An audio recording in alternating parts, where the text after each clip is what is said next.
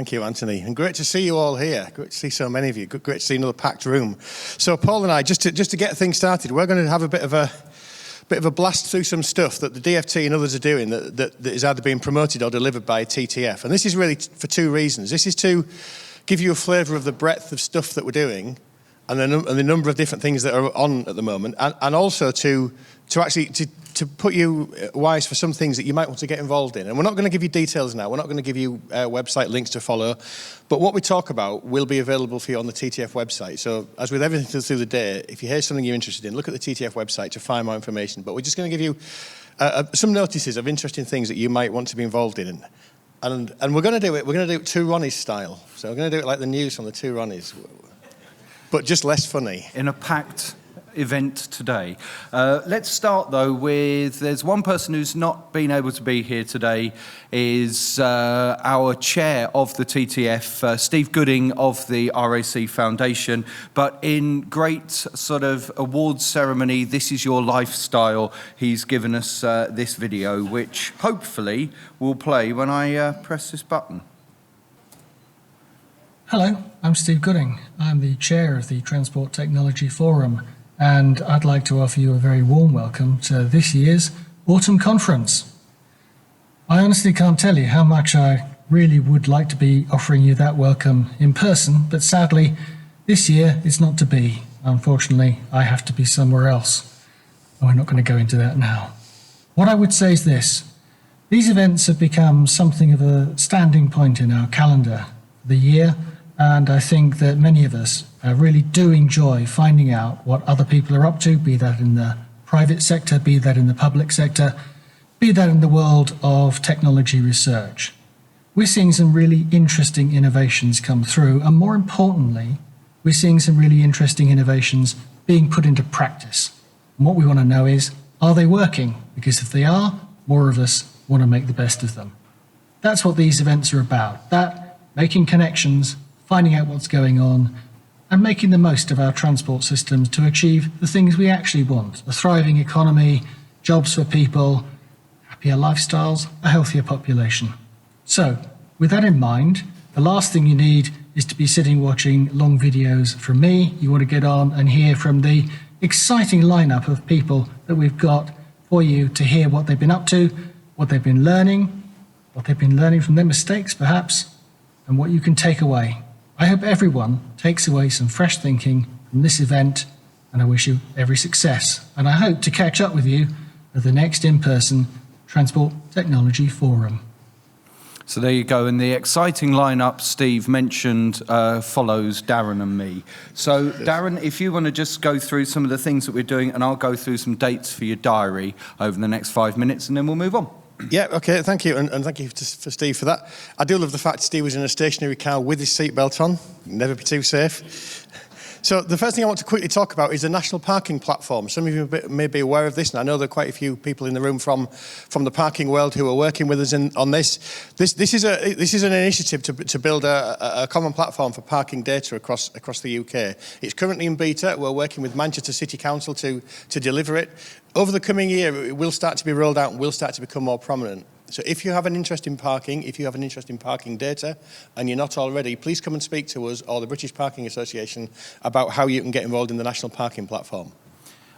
Similarly, look out for the Manual for Smart Streets that is just in its final bit of authorship, if that's a word, at this time on a Tuesday morning, where we are basically putting together a reference document for local authorities to make roads more efficient. That document has loads of really interesting case studies that you can read and apply to challenges that you're facing in your areas. Manual for Smart Streets, we're hoping to get out before Christmas. Realistically, it could well just sneak into the new year, but that's another project that we're working on at the TTF.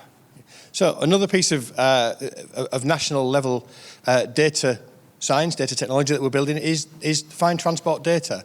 Some of you may be aware of the NAP, the National Access Point, that we've been developing for a number of years now. That's now been given a more snappy, possibly, public name of Find Transport Data. But this is about building a metadata service to allow us to share transport data better. It's not about building a data warehouse, it's about sharing data and sharing access to data equally across local authorities and private sector. And it kind of underpins a lot of the things we'll be talking about today, about how we share and expose our data and ensure that it's available for all to use. It's now, again, it's in beta. Over the next coming year, it will be exposed more. There are some authorities that are starting to work with us to put data into the beta site and start to build that. That will expand, and I think over the coming year, we'll certainly be looking for more volunteers from the public and private sector to put data into that, to get it working and get it to the point where we can launch it as a national data service. I'm going to start giving you dates for your diary now. The first of them is Spatula, which is started off as our signal phase and timing group, but has now become basically at the moment anything to do with connected vehicles. But Andy, who'll speak later, will tell you how that's going to slightly change next year. But we've got an event at the Smart Mobility Living Lab. It's on the 14th of December. That's at Woolwich Arsenal, just on the Thames in London. You're welcome to come along. We'll see more from what Spatula has been working on at the moment, one of the real successes of TTF. So put that in your diary, 14th of December. Thank you. And I know we have colleagues from TRL who run the Smart Mobility Living Lab here today who can talk to you about that.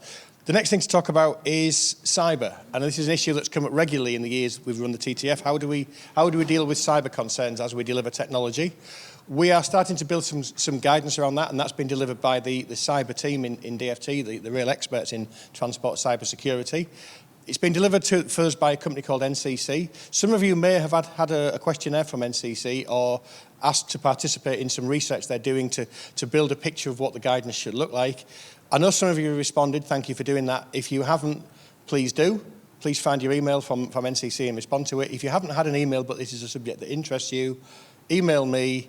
Or go onto the website, there's a link on the website, and please get involved in helping us shape what that guidance looks like.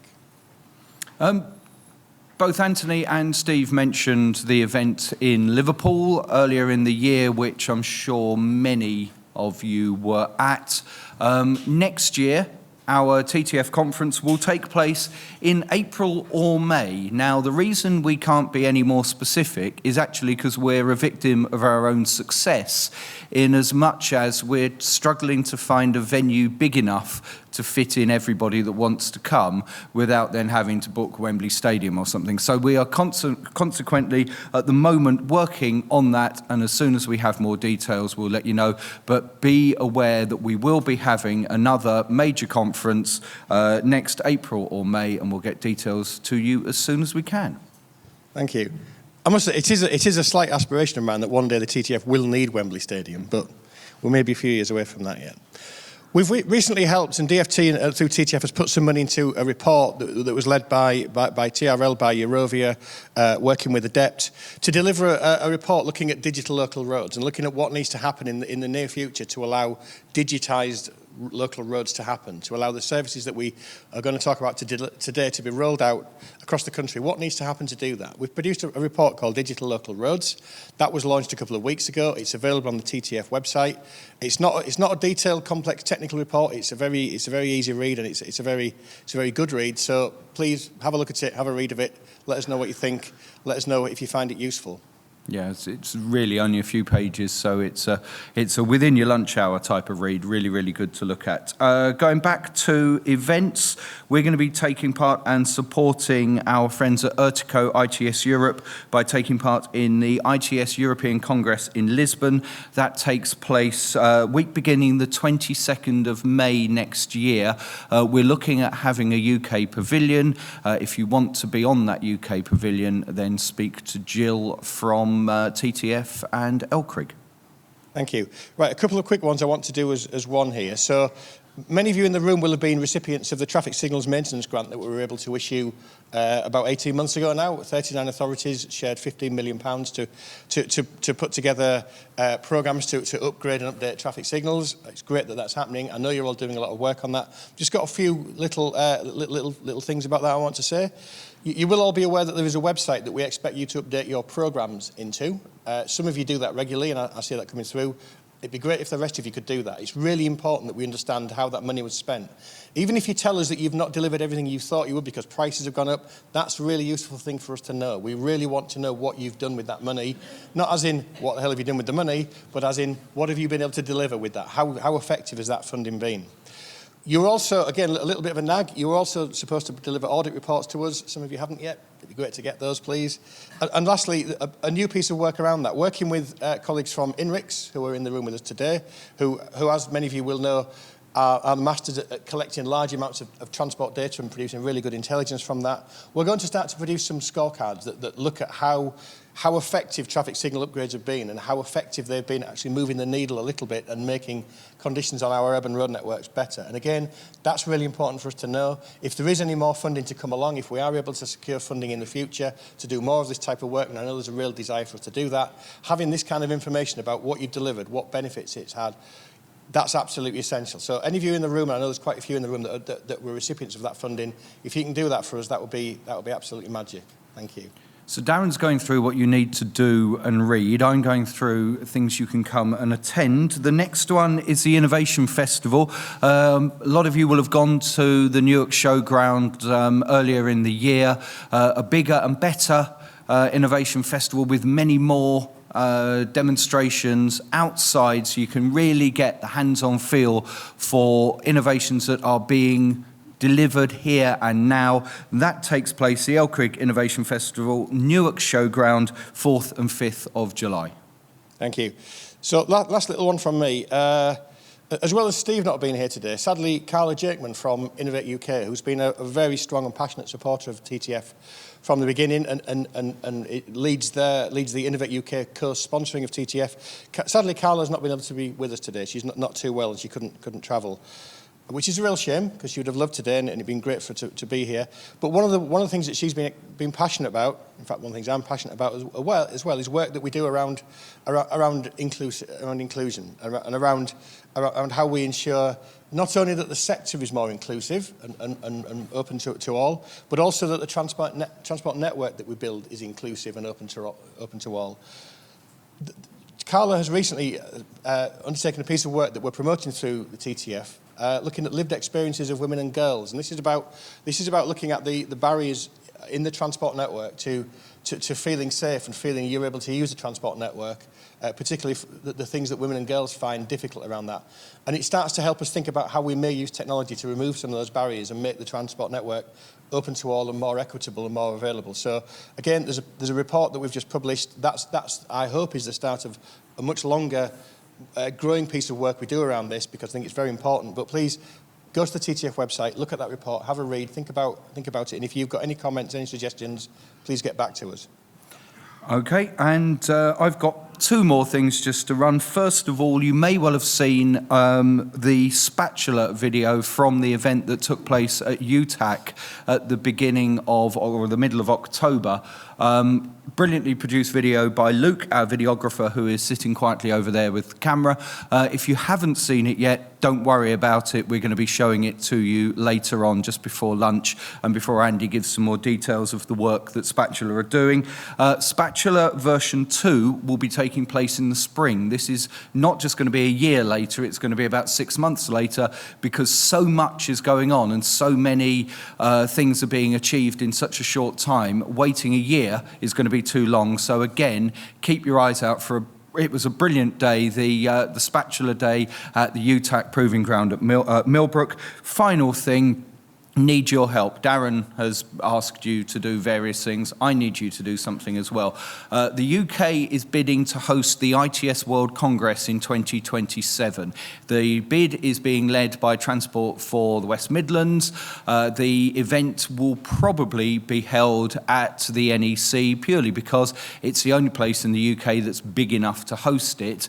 Now, what we need is you to voice your support for the UK hosting the event and to tell ERTICO, the organisers, who will decide who will host the event from all the different candidate cities. We need you to support it by writing to ERTICO and just saying, we support the bid. If the event comes to the UK, we're going to be there. Candidate text, a candidate letter that's been drafted by Transport for West Midlands is available on the TTF website, the ITS UK website, the Highways News website. So there are places for you to find it. If you could write it and then send it to Joost van Tom, the CEO of ERTICO, that would be really, really helpful. And we don't just throw this stuff together, you know, because next up speaking, now we've done our parish notices, is a man from ERTICO ITS Europe. Ladies and gentlemen, to give us the continental perspective, please welcome John Paddington. Thank you.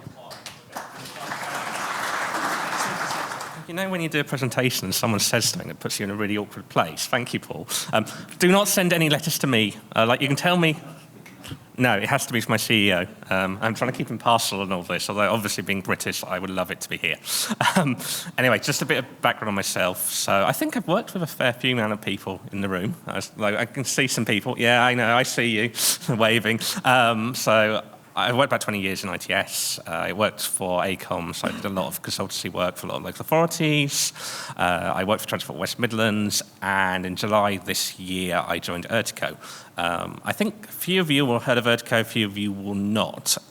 So I was invited to talk here, really to explain a bit about what ERTICO does, what is happening in Europe and some of our projects. I've got about 20 slides. I'm going to go through this quickly. So my aim is not to put you to sleep. There's going to be a lot of information, and there's going to be a lot of... I'm also trying to include links on the slides. So don't feel you have to note everything down. The idea of this is to hopefully give you at least one thing you come away and go, oh, that's really interesting. I want to find out more.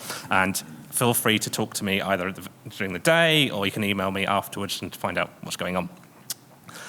So let me skip my slides. Right, so to introduce you to things, I think Paul quite nicely describes ERTICO as the UEFA of ITS. So if you know ITS UK, effectively we represent Europe, Middle East and Africa. And actually at a sort of a global level, we have 3 organisations that sort of effectively cover the world. So ITS America covers US and Canada, Asia Pacific covers Asia and Australasia. This is interesting because it kind of gives us a global collaboration. So actually one of the other things that if you're interested in what's happening in other markets, standards, what's the developments, what the technologies are, also come and have a chat with me. I probably won't know the answer, but we have regular calls with the different associations, so we can put you in touch with people that do know it.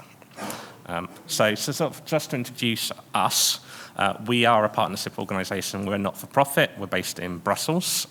We are a membership organisation, so we have representatives from different organisations. So the technology providers, research, connectivity, vehicle manufacturers, users, public authorities. As a membership organisation, I wouldn't be able to do a presentation with having a slide that says, oh, look at all these nice logos, because we've got about 120 members. But joking aside on this, we are not trying to get lots and lots of members. And actually what we want to do is we're keen to offer a good service, and actually having lots and lots of members doesn't necessarily help. And also actually what we're always interested in is connections. And my CEO is always about joining the dots. So actually, even if you aren't a member, you're probably working with one of the organisations on this list that is a member, so you've got access to our community. What's really interesting in our world is actually that the world of ITS, world of technology is changing, and there's organisations that 10 years ago probably would never even thought about being in our world, but we've now got Microsoft and Google joining us, and I think that's showing that we think might be, and I know I worked in a local authority, and I know the struggles. I know that it's day-to-day is really hard, but actually there is some really big companies interested in our space, and actually a lot of the things we don't do is actually sell it more and say to these big companies, oh, look at what we're doing, what's the interesting stuff. From an ERTICO point of view, we do different things. I'm not going to go through all the boxes, but some of these I will cover in a bit more. But the way I describe it is we have a combination of, so as Paul mentioned, we run the World Congress, for instance, in Europe. We also run the European Congress. We do a lot of thought leadership, knowledge sharing, and we also do projects and platforms. Another pitch for Lisbon. So it was mentioned about the stand. So I'm really keen to show off in Lisbon what's happening in the UK, so please think about the stand. The other opportunities are around presentations and special interest sessions, so the technical sessions. The call for papers is open, and one of the things we're really keen on is encouraging a wider diversity of people presenting, particularly from younger, maybe female, ethnic minorities. So if you've got a colleague that's in those groups and is doing something really interesting, do tell them to put paper in. Again, if you want some help on that, or people not sure what you're doing or what's required, it's normally only a 5 to 10 page thing. You've probably got a lot of the reports anyway. I've done them before. It's not too complicated, but please do. Let's talk about what we're all doing. Oh, and the other thing to mention is we will have a demonstration area, so if that's of interest, and I know Jill's been thinking about that, about how to have demonstrations for some of the UK projects or what's happening, and actually demonstrating things in person, because obviously when we do it in real life, it's a lot more interesting. Another slight plug. This one's slightly sad for me, because in the previous life, I led the last bid for the 24 of Congress, and we lost narrowly to Dubai. But obviously now I'm ERTICO. I have to we have to come to Dubai. But I just wanted to mention that 2024 is a World Congress as well. So do think about that. It's another option. Obviously, appreciate it's a lot further to travel. It's a lot harder, but it's a more of a global audience, and I think Dubai will be a really fascinating place from the sort of the technology point of view. From an ERTICO perspective, one of the things we do, we have a strategy committee. So we are a partnership organisation, and the strategy committee defines what we do. And there is a series of initiatives that we run and we organise that we fund. So one of which being the Mars Alliance. So this is an initiative effectively to promote the world of mobility as a service. So we're looking at things like governments, business models, user needs. And actually the Mars Alliance has got it's effectively becoming its own thing. So we host it, we provide staff to run it, but actually it's its own standalone. So it's actually separated from our day-to-day ERTICO activities. Another one, which would be more interesting to traffic management colleagues in the room, is traffic management 2.0. And I think now we've actually started talking about 3.0, which is like, it's all these things about terminology. You sort of end up moving to the next version before maybe even finish doing what you should have done in that one. But that's a lot about standards, working groups. There's a linkages to mobility as a service, ITS standards. Again, I'm not too heavily involved in this one, but I can put you in, if you're interested in it, I can put you in charge of my colleagues that know more about it. Okay. I think, and then sort of, one of the things we also do is that the European Commission, they do quite a lot of initiatives to sort of define the structure of scoping effectively. So if you've heard of Horizon Europe, which is the European funding programme, or the European strategies, they have different committees which decide the direction of the Commission. So for instance, there's a 201, which is the low carbon electrification one. The CCAM partnership, which is all around connected, cooperative and automated mobility. There's digital transport and logistics. But the ones on the left, and I have no logos for, are interesting because they've just started. So and I think some of the other people in this room are also part of it. The Commission has just started a expert group on urban mobility, so it's showing the importance that the Commission is saying around that. But again, my colleagues sit on that, so if you're interested in finding out a bit more, or finding out what's happening behind the scenes, I'm fully aware, and obviously we're all fully aware that things change with Brexit, but actually there's a lot of interaction between what's happening in Europe, what's happening here, and what we're keen to do, and this is why I'm talking, is to say, well, let you know what there is, because it all affects us all the way. The other thing we as ERTICO are trying to do is we're trying to connect to different other organisations. So the logos on the right are ones where we have memorandums of understanding. So we've recently signed ones with IEEE, so the Engineering Society, European Space Agency and International Road Forum. And I think, again, this is showing this whole ITS is changing when it's not just what we know, it's what we need to know. And things like space technology, I think, will come more and more important. Another thing we've done, which which started really with a question from us. So we as a membership organisation, we do have cities. In some ways, we'd like to have more cities as partners, but we wanted to find out really what is the world thinking around ITS, sustainable mobility, topics as sort of congestion charging, mobility service. So we commissioned a report called City Moonshot. I'll just move to the next slide. You probably won't be able to see the dots. You might be able to see it better in the other screen in the back, but we've interviewed 150 cities around the world. We're going to interview another 150. The aim of this was to really to get some trends and information on what all the cities are doing.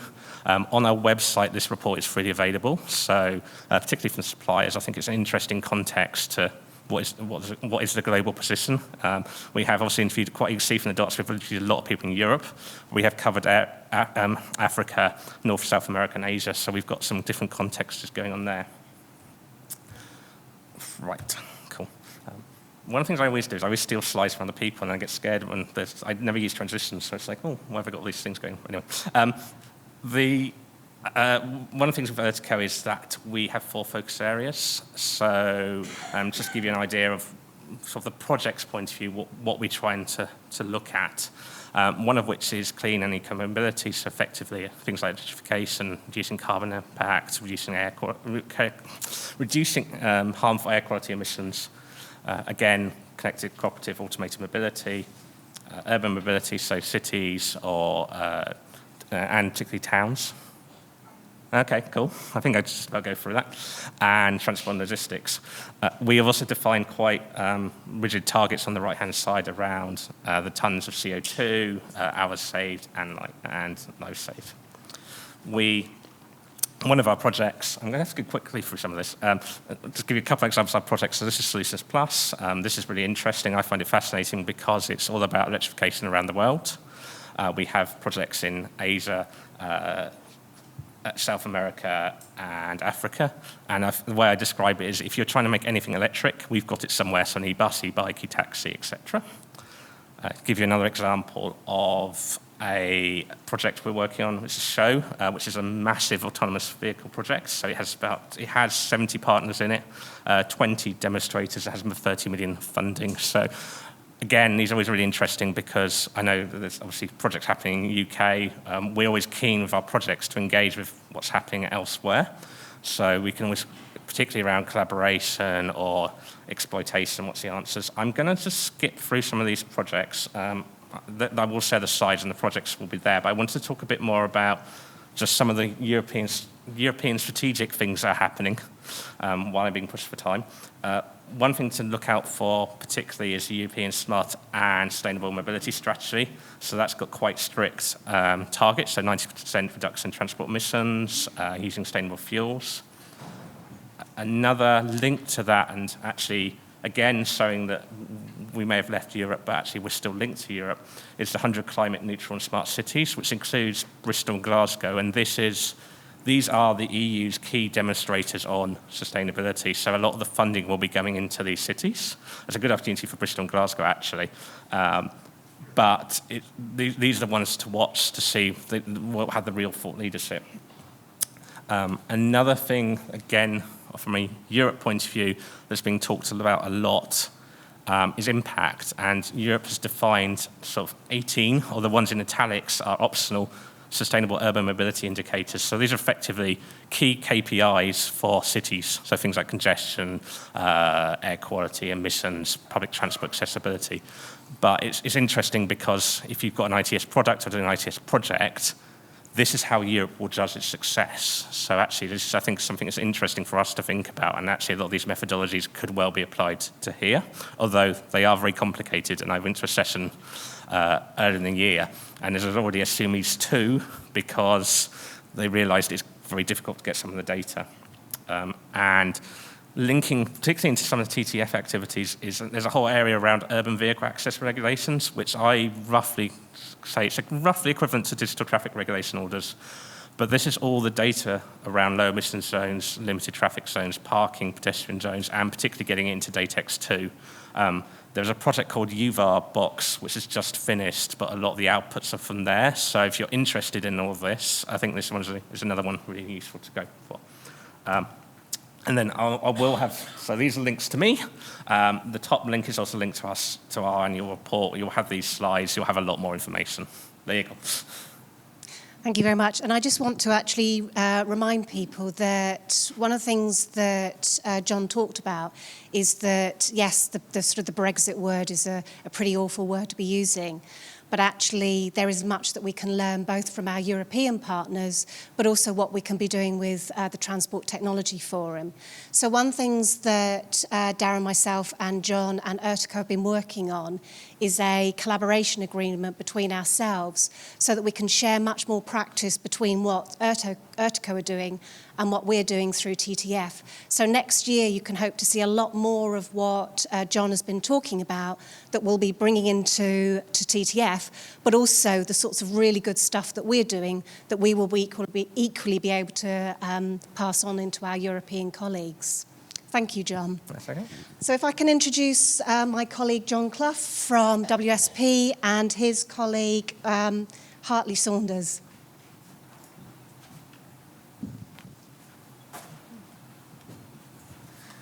Good morning, everyone. So we've had the perfect example of a dynamic duo from Paul and Darren, so we'll try and recreate that with myself and Hartley this morning. So I'm John Clough, work in the Intelligent Transport Systems team at WSP. In terms of my background, previously used to work at National Highways on sort of connected and autonomous vehicle trials and future technology, so I might have come across a few of you in the room through that life. But what we thought we'd take the opportunity to talk to you about today is the role of intelligent transport systems in supporting decarbonisation. I think we really recognise the role of the Transport Technology Forum in bringing together the local and central government sector to focus on the future of transport. And with eyes this week on COP27 and the decisions our global leaders are making in this space, we thought it was a really good opportunity to talk about how technology can really support that transition. And we'd really like to thank the Transport Technology Forum for the opportunity to talk to you about this today. So I'll give a quick overview of a white paper we've produced on the role of ITS in supporting decarb, a few policies we think you should take account of when designing systems, a couple of examples from work we've done around the world, really try and share knowledge to Paula's point about using the TTF as a knowledge sharing forum.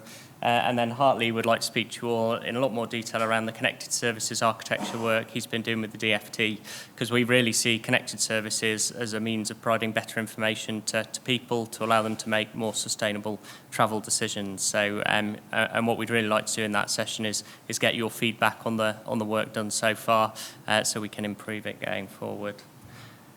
So in terms of context for this, I'm sure we've all sadly seen graphs like this over the last few years. We know that the rate of change of the planet's temperature is ever increasing. As a society, we've got to aim to keep that to 1.5 degrees Celsius to avoid risking long-term sort of damage to the environment we live in. And I think as an industry, transport contributes quite a significant amount to that, anywhere between 10 and 15%, with 74% of that coming from road transport. So really big opportunity for us in this room to address. So why do we think intelligent transport systems are a big way of supporting that transition? Well, I think ITS is and always has been about making our networks respond to their users. If you took the road network for thousands of years, it was pretty simple. You didn't know what was ahead of you, you didn't know what was around the corner, and you couldn't give any feedback to that environment. ITS allowed that network to respond to you as an individual, and it can allow it to respond to challenges like net zero in the future. But I think we've seen a massive acceleration in technology change over the sort of last 15, 20 years. You go back to 2007, the iPhone launched, and I think that completely changed everyone's demand for information on demand, being able to do transport planning and ticketing on the go. It's really changed people's expectation of the technology in the transport sector. Also in 2007 was the DARPA Grand Challenge in the US, which was the first autonomous vehicle challenge that really focused on the urban environment working in real traffic environments. And I think few of us who've been around for much of that time probably thought some of that would be here by now, and it's taken a bit longer than expected. But I think what has happened is the technology has started to trickle down onto vehicles, and we're seeing things like eCall and autonomous emergency brake make vehicles safer on the network today. And we think modern intelligent transport systems have to be able to bring those three things together. So vehicle, consumer tech, and operational technology to really deliver integrated solutions. And here are our three principles for really how you should go about designing the systems that will work in an integrated way. The first is being human-centric and really focused on the needs of end users. And I think you say that sometimes, and people shrug their shoulders and go, well, of course we have to be aimed at people. That's what we do as an industry. But it always reminds me of my first job, the rail industry. I heard many a time, this railway would be much easier to run without those pesky passengers blocking doors and travelling on the network. And I think we could apply the same to roads. It'd be much easier to run without vehicles, but we're not delivering on the needs of end users. So we put that real understanding of how you can change behaviours at the forefront of what we do. Second area is taking a whole system approach, really looking at the end-to-end transport system.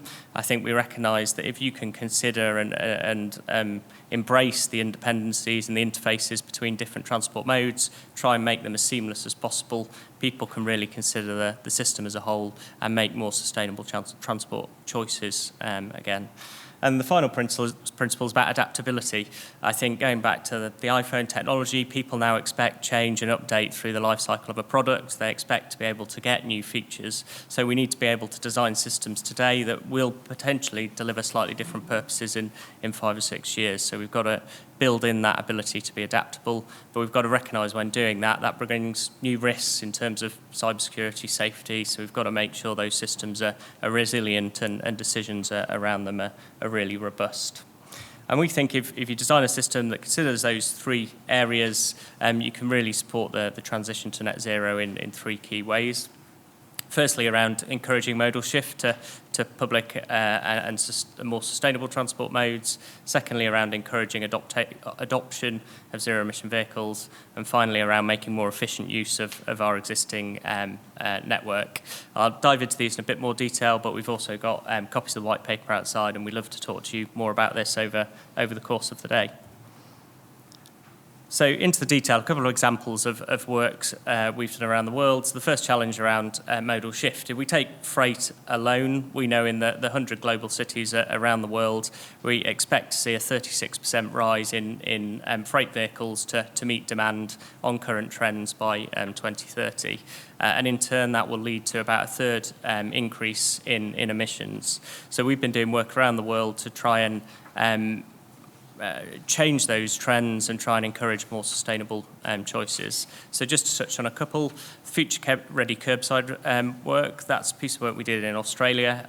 We looked at what Sydney and Auckland might look like in 2050 and looked at how you might be able to dynamically manage and allocate the curbside to make it more productive, for example, by giving priority to shared or micro-mobility modes, whilst retaining that focus on people by being aligned with the city safe and sustainable cities vision.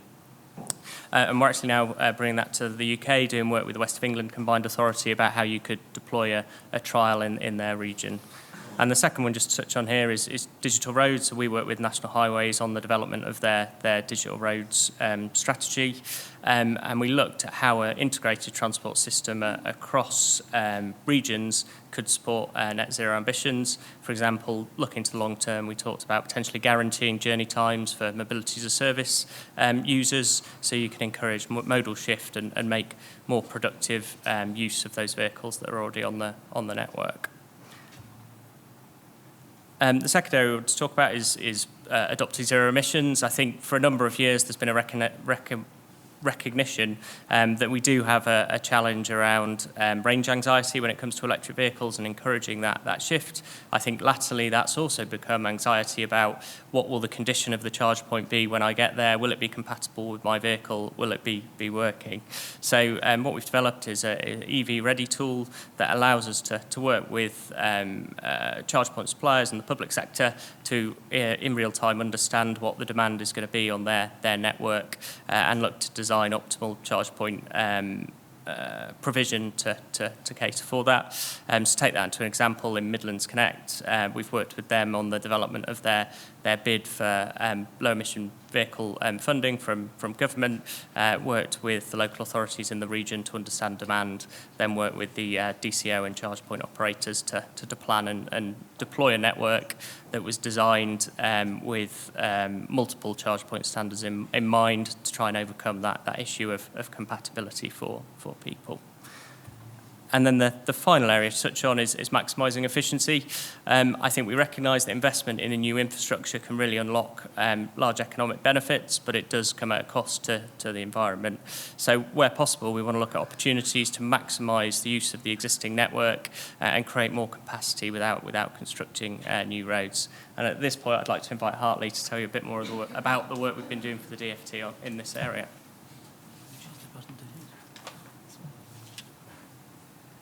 Yes, I'm Hartley Saunders. I'm a technical director, recently joined WSP by acquisition. We've been working on a piece of work with the Department of Transport in the efficient use of existing transport networks, which kind of originates from something which was explained in the plenary address at Highways UK, which is in some ways, roads or tracks are one of mankind's first inventions. It's a thing that roads touch each of us every day in some way, either as a pedestrian or a road user or because we're having goods delivered or transported over the road network. And don't tell me I'm not wanting to use the mic. I'm a wanderer, am I? So we use the, we all use the road network. Is that working now? Okay, so we use the road network. It's a resource that touches everyone, either intentionally or unintentionally every day. And it's an idea that's behind this DFT one network vision, which is you can't look at each authority separately. You can't look at national highways. It's all one road network. Users don't think about, oh, I'm on someone's road or someone else's road. And behind the roads themselves is all the information about the roads. There's the data, there's a physical infrastructure, it intersects with future transport zones. Digital twins, what is a digital twin? They mean different things to different people. It's a model of what's happening there, so you can interrogate it directly and find out and tell people about it. And so the particular thing we've been looking at is the connected services aspect. So this comes from connected vehicles and the fact that connecting vehicles enables you to do more, to use them more effectively, to tell people where they are. They're key to enabling connecting the vehicles to people, connecting data about the vehicles to people is how we unlock digital mobility. You couldn't use a micro-mobility solution like a scooter unless you could find one, unless you can pay for it, and that's all done through smartphones, which is all about connected mobility.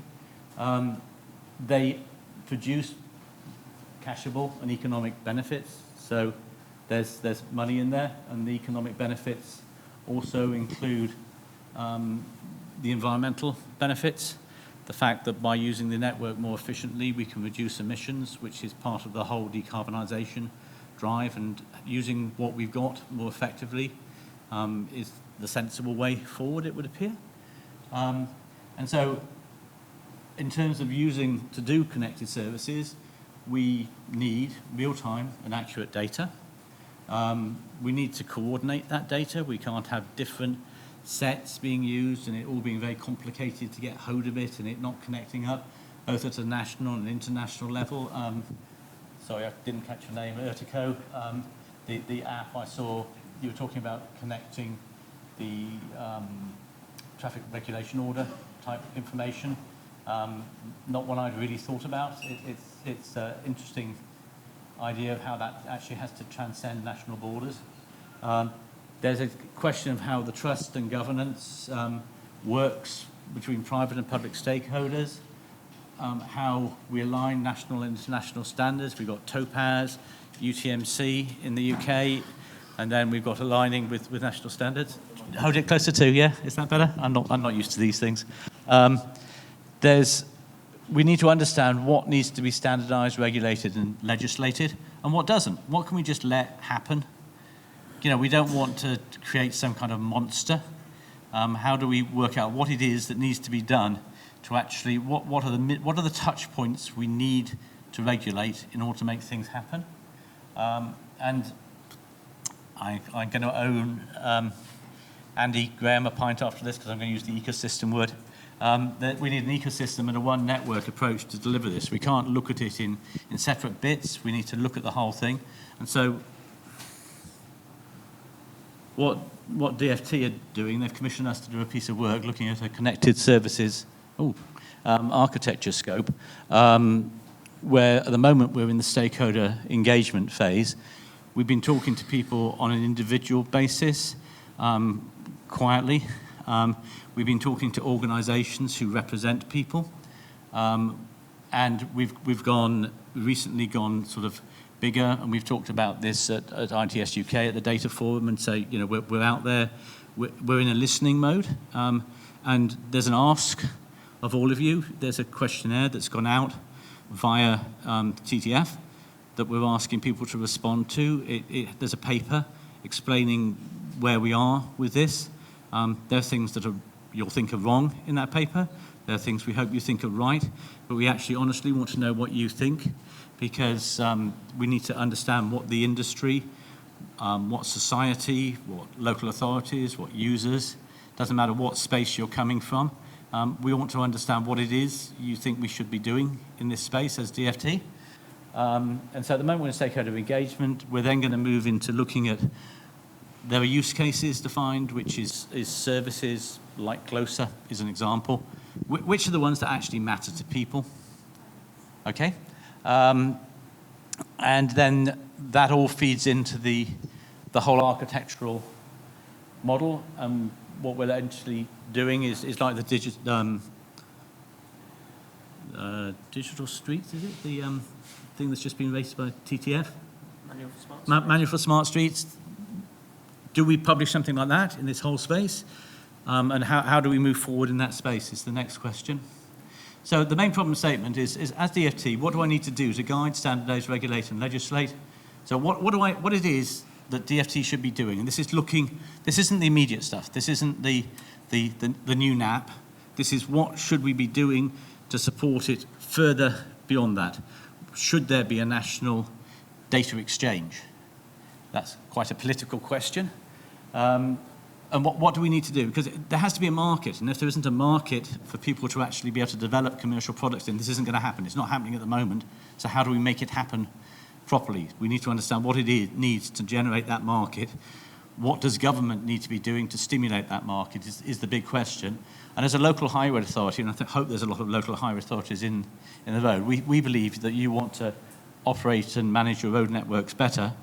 And what is it that you need to do? And is there stuff you can do in this space? Is there stuff DFT can do for you in this space to help you do that, is the question. And the big thing we've found talking around people at the moment in this space is that the legacy systems weren't really designed to be connected. So and we think that's a big question. They were designed as air-gapped systems, which gives all kinds of issues about cyber security and things. And there's the whole question about how do we actually get the data out of those legacy systems, which is one question. The other question is how do we get data back into them, because that's where the real risk lies in terms of cyber, because they were never designed to be connected. So we want a stakeholder consensus, and the stakeholder consensus we need to get. So a consensus doesn't mean you'll all agree, it just means we kind of get a general agreement in the space. There are people in the room I know who won't agree with some things. There are people who are delivering some elements. There's a questionnaire out there. We really, really want you to go there. You know, your task this week is please go away, click on the QR link, go and fill in the questionnaire. Don't overthink it. And if you think we got it wrong, say we got it wrong, and we're here to talk. We can be reached by phone, email, whatever. We can talk to you further. We really want to understand people who've got divergent views as well as agreement views. So what we're trying to achieve going forward and next into the next year is some form of organisational model. We don't think the governance is being looked at this space. Things are being looked at the techie level. We're seeing techie demos. We're not understanding the governance both at a data and an organisational level. Standards, how you use standards, cyber strategy, migration plan for legacy systems, roadmap of roadmaps. So there's lots of roadmaps being addressed. John works in this, with Zenzik in this space. The Zenzik roadmap was a little bit ambitious as to when they could achieve things. And we've tried to pull together roadmaps from different places to say what is actually realistic, and that's another thing to actually give people an idea of when they might have to do something by. And that's where we are, and the big ask is click the link. Brilliant. I think one thing I would certainly say about what I've seen this morning, I don't know about you guys, is just how much there is not just going on in the sector, but how much that certainly over the next few years, collaboration is absolutely going to be critical. I mean, this room is full of people from local authorities, from suppliers, from consultants, all of you experts in your field. But if we are to really sort of push society, technology systems, how there is the human-centric approach to things, we really, really need to continue to work together, which is absolutely what Transport Technology Forum is about. Now, I'm hoping you have a million questions for some very excellent speakers this morning. But before you sort of ready yourself for some questions, I thought I would put each of the panel on the spot here and ask them to say what is one of the key things that they think is going to be a real issue for the next 5 years, not just from what they've spoken about this morning, but from what they think is going to happen. And Anthony, I'm afraid I'm going to come to you first. Sorry, ask me the question again. I thought it was off duty. No, DFT's never off duty. Go on, ask me again. So, what do you think over the next 5 years is going to be something that's really, really critical, not just from what you've said, but actually from what you can see from your sort of position at DFT? Well, we can only ever really think people like me can only ever really think can't think really much beyond the government we have, because the government we have could change and their priorities could change, and therefore I'd be a mug if I said in 5 years' time the priorities will be X, because they won't be. So I mean, it's a frivolous point, but it's true. So at the moment, I think what was most interesting about that presentation to me was it was trying to place ITS, which can be many things in many ways. You can describe it in multiple ways, but trying to put it in the context of decarbonisation seems to me a really helpful prism to use, because that is one of the biggest priorities of the department at the moment and of government generally. Transport is the offender, so we have to do something about it. Road transport is the biggest offender, so we definitely have to do something about it. So, and I don't think that's going to go away. I don't think it can possibly go away. So if you took that as being, so the other priorities that are around, I'd say the other one that's sort of competing right now with it is trying to get the economy to grow, and how you can get the economy to grow in a world of decarb. I think that dilemma, because those are two individual challenges that are really difficult, but trying to achieve success with both at the same time, I think is humanity's challenge of the moment, and so I wouldn't look beyond those two. Thank you. So, not wanting to echo what Anthony said, I'm going to answer this question with my former local authority hat on rather than my current DFT hat. And I think the biggest challenge is money, and I think it's budgets, and I think it's how we narrate the story. Local authorities have a real pressure around education, around social services, around some other massive areas that need to be dealt with, and will swallow up enormous amounts of money over the coming years. And within that, we need to still meet the challenges that Anthony just talked about at a local level around decarb, around a better transport network. Around technology isn't just about making the future brighter and shinier, it's about doing the things we do now more effectively and more efficiently. And I think one of the messages we really need to get across is that emerging technology has a real role to play in allowing authorities to do things that they need to do well, but also more cheaply. And actually, as its budgets come under pressure, and as transport budgets come under pressure, the answer isn't to not invest. The answer is to invest more wisely and buy technology that allows you to deliver services more effectively, more cheaply, do more with the money you have, and also play more of a part in growing your cities, growing your counties, wherever you work, with reduced budgets. And so I think really for me the message is this is all really good stuff. Technology is really good. It's very important, but we have to think about how it exists in a world where capital and especially revenue budgets are going to be increasingly constrained. Okay, so they've covered all the big picture items then. It's interesting. One of the things I find it's really fascinating going to events in Europe, going to UK, and it's what's the same, what's different. I think, and this is what comes to what point I'm going to make. There's a lot. If you listen to the Commission, and obviously the war in Ukraine is a horrible, scary situation. I think it's actually woken up a lot of people in Europe about resilience, and actually I think physical and maybe more cyber resilience. I think is going to be a vital thing because actually the world is changing. That there's a lot more tensions. That there's states intervening, there's terrorist groups and things. So actually, I think we also need to think about how do we actually secure our systems. And actually, this is a point, coming back to the last conversation, last topic, where it's saying like, is air gap systems better or connected? And I think this is going to be a really interesting tension about how do we keep things secure but actually improve services. So I think I'd echo them 3 points in terms of net zero, making sure we tell the narrative to make ITS continue to be affordable and to demonstrate the benefits of it in a way that gives us resilient systems. But if I get it from the other angle of how we get there, then I think one of the big opportunities, it was mentioned in, I think John talked about the need to collaborate with the likes of Google Maps and some of the tech companies entering the sector. I think there's a really big opportunity to drive more collaboration and get people working towards common goals and outcomes. I know there's a conversation going on at a European level at the moment around if local authorities are sharing data around, I don't know, where their preferred routes are, which routes they want there to be there for place benefits, which they want to be there for high utilisation of traffic flow, that it's mandated that the journey planners and service providers consider that in their routing. And I think driving that clearer collaboration between the public and private sector is something that is going to need some really clear work over the next few years around defining roles and responsibilities. And I know that's a big part of the survey in terms of what you think that should look like. So I think we'd really like to hear more about that. But I think just to end, a really good example of getting it right, the Midlands Connect example I gave, yes, it led to unlocking some funding from the public sector to initiate that charge point deployment, but that attracted quite a significant match then from the private sector to deploy the charge points themselves. So I think there's some really big opportunities in that space. Right, so do we have any questions for our speakers today? Oh, we've got one at the back there. If you could say your name and where you come from, that'd be lovely.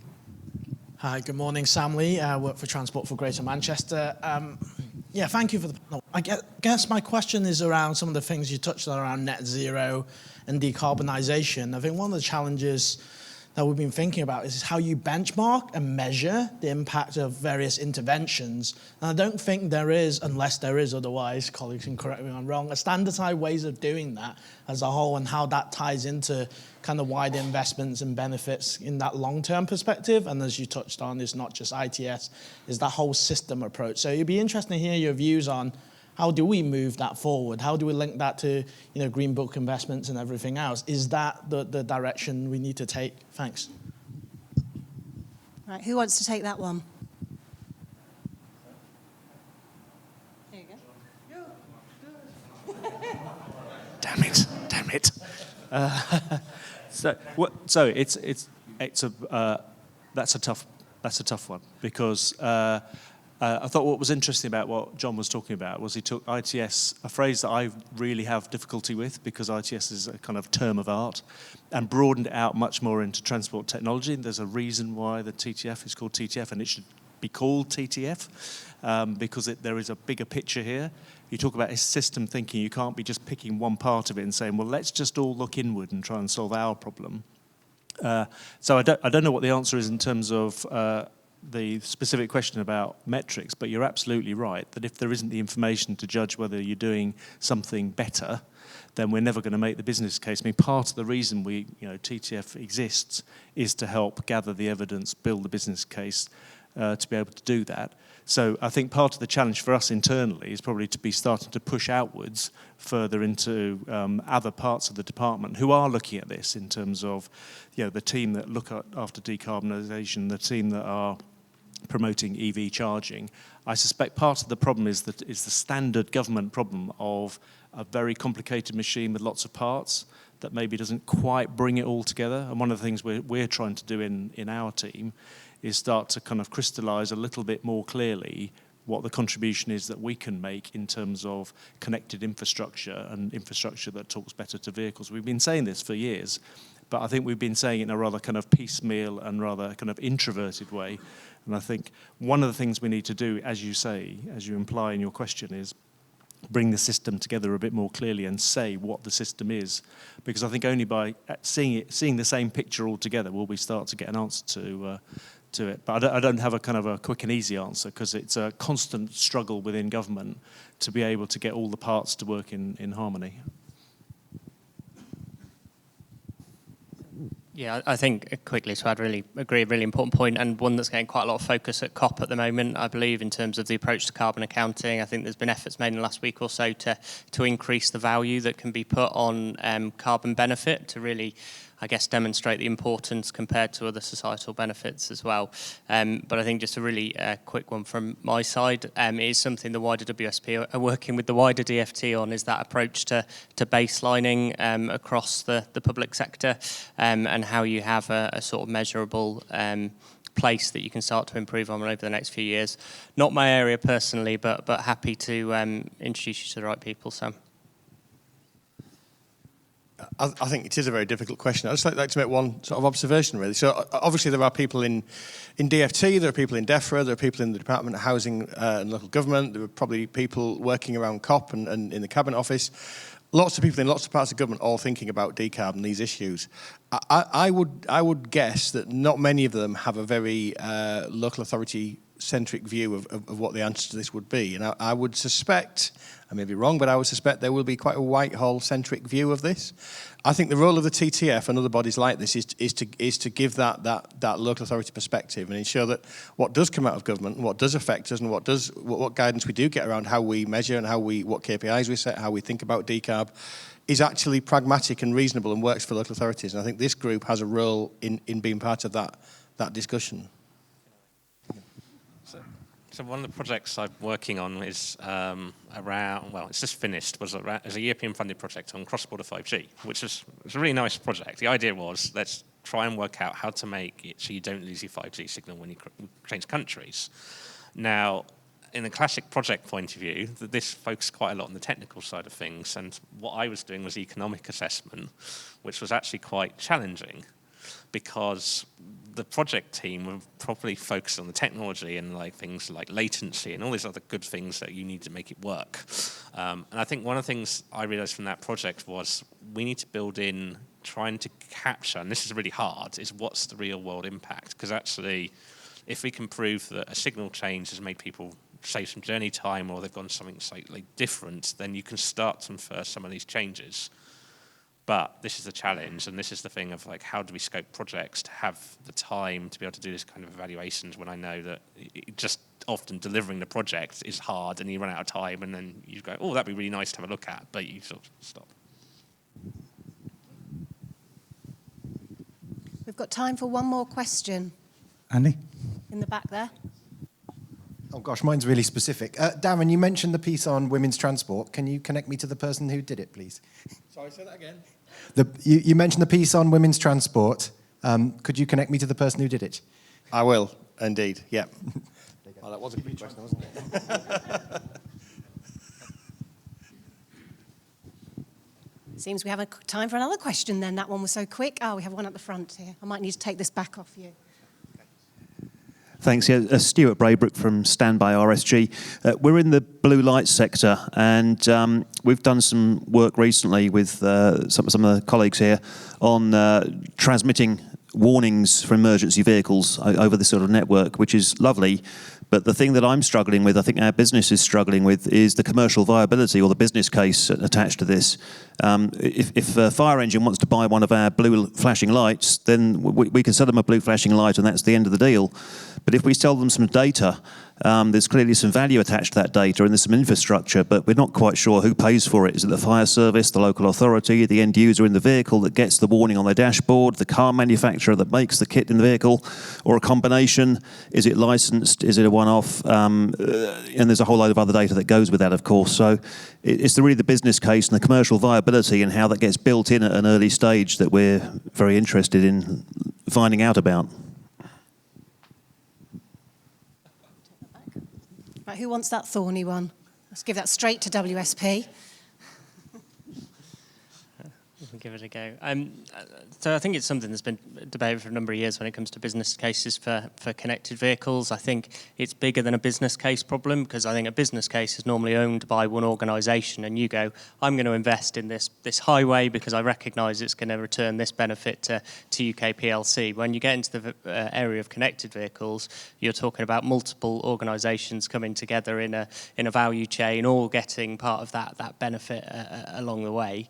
And I think one of the ways we've looked at it historically is taking ideas from more of the tech sector around value mapping and value modelling and understanding who takes benefit from those areas and developing collaborative business cases effectively. So how that's worked so far is if you can demonstrate the value you will get as an organisation and each person with you can demonstrate the value, collaboratively you develop one business case. But it is tricky. I think it's been proven at a trial level, and I think for scalable solutions we've really got to look at some of the open architectures that we're looking at through with the DFT, so that we can encourage new approaches effectively, because it's early days and a thorny issue. I can see Darren has something. Sorry, I'm keeping you all from coffee, so I'll be very brief. So you ask about business cases, and my immediate answer is, yeah, me too. I would like to know that as well. I think the best thing we can say, again, to promote something we talked about earlier, the Manual for Smart Streets, which we'll be starting to launch later in the year, will take a very business case-centric view, a very service-centric view of delivering technology, and that will consider life cycles. It will consider how technology works, how you implement it, how you use it, how you tell whether it's done the right thing. It will look at that view rather than a techie view. So hopefully that will start to put some structure that works for local authorities around some of the higher level stuff that John's just talked about around how we build business cases. And hopefully that will be the start of us starting to think about how we express the business case for the various types of service areas where technology will be important. Again, noting coffee break, I think, and maybe this is one of these areas where we know that this works, and I don't think there's a lot of things in ITS and the technology world it's not a technology problem. It's as you say, it's a money or desire to do it. And there's a question actually, if we think this is valuable, do we need to be telling the public? Because actually the public will drive it, and actually vehicle manufacturers will put something in if they think they can sell it. And it's interesting because like vehicle manufacturers are exploring all sorts of interesting business models now. Like I think you can pay £5 a month and you turn your heated seats on in BMW. So there might be these kind of micropayment type things that someone wants to do it, but there might not, as I know someone's looking at it. Yeah.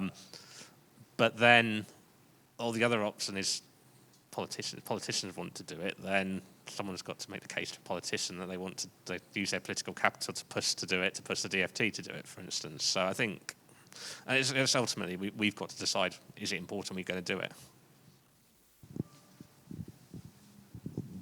Right, I'd like to thank all of our speakers this morning, and I'd ask you to join me in thanking them very much before I can send you off to your break.